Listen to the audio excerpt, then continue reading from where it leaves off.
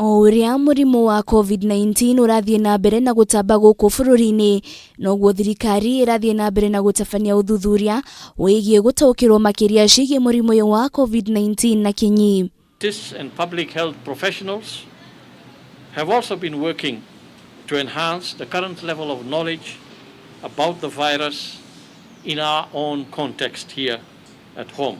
Kaunti ya Nairobi niwe tongoretie na arwaru aingĩ a homa ya coronavirus arĩa arwaru 331.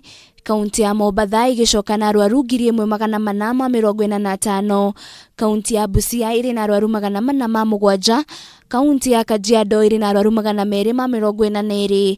Kaunti ya Kiambu iri na arwaru 222.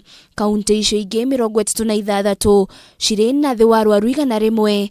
Umuthi andu 100 makionekana na murimu uyu wa coronavirus. Today we have 120 people who have tested positive for COVID-19.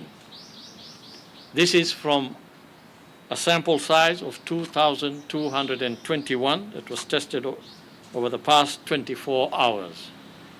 The total caseload in the country now stands at 6,190.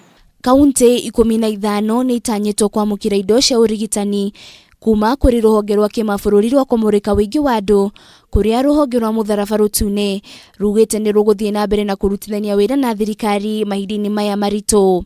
For us as UNFPA, we remain committed to our work to ensure that we bring preventable maternal deaths to zero.